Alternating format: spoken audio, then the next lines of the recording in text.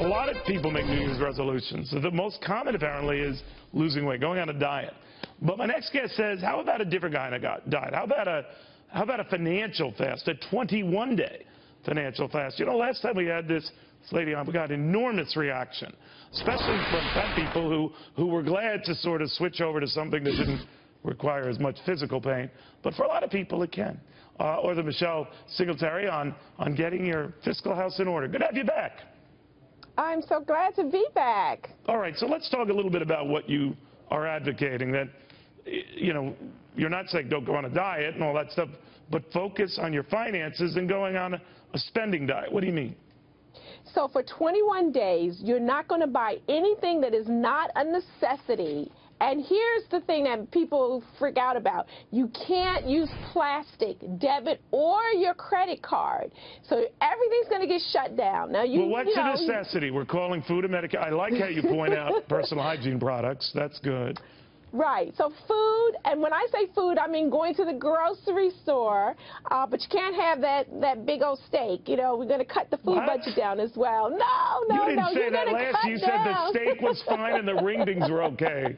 You're tightening up. You wanted the steak.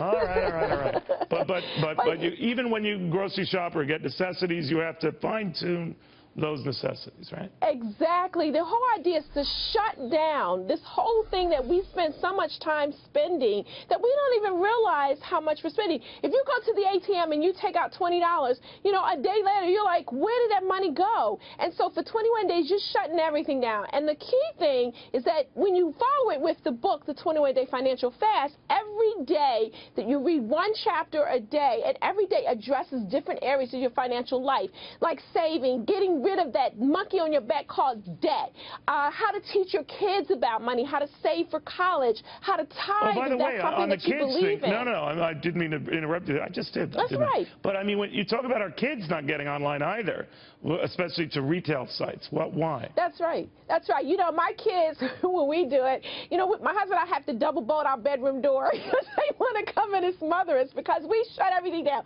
No movies, no eating out, you know, no online shopping, nothing. No, because we want to focus on what do we really want to do with our money. Because the thing is, wait a minute. If you're not getting movies or going out, are you watching movies at home? Yeah, you can watch movies that you have. You can't rent them online. Oh, so, you know, you pull out those tapes that you have, or, you know, oh my gosh, read.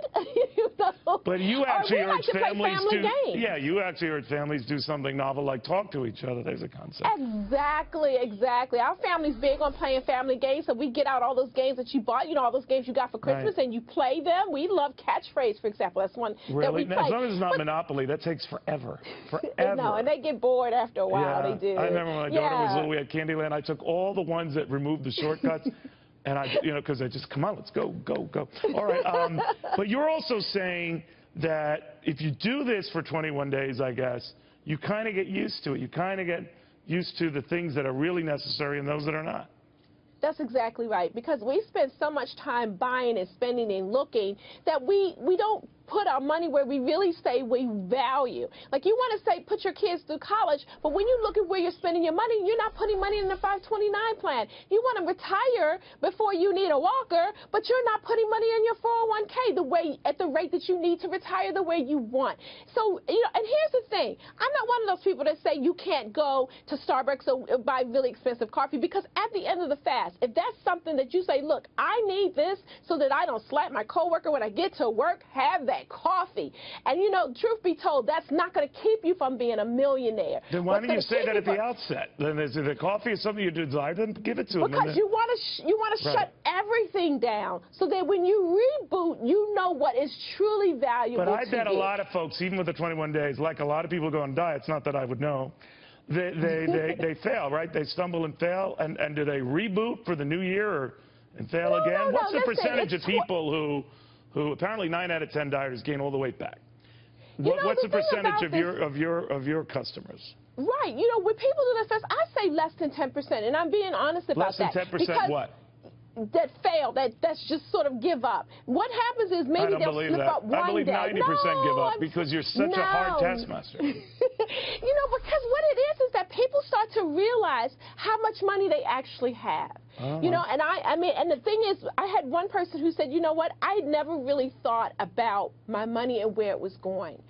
And then people start to see that they've got money to apply to that debt that has been weighing them down. I have couples who actually start talking about their money because they're not out spending in different ways.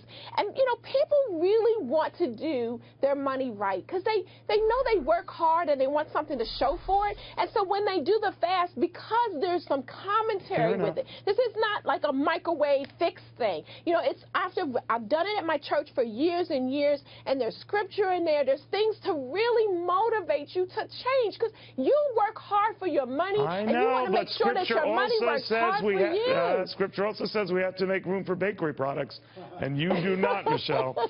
But I kid you, but to make a point, you make people think, and it's very simple but basic stuff. It is very interesting.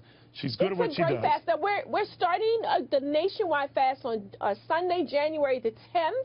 So come join us. So I can wait till the 10th. Then I'll go out spending right for the fast. Oh, okay. And so if they follow me on Twitter at Singletary M, we're going to have daily video inspirations and a whole bunch of things to help people for the fast. All right, so I can start on the 10th. The FBN debate is on the 14th. I'll be in a horrific mood. The questions will be very, very nasty. So thanks to you. Michelle? Listen, you can find everything at the Washington Post. You know, that's where I work for. Very good. And there'll be a lot of things to help people get through this 21 days. You can do it. Understood. Michelle, always good having you. Have a happy, safe New Year. I hope your kids talk to you because mine, this would be a big sacrifice. Michelle Singletary, the Washington Post personal finance columnist. Great author, great ideas.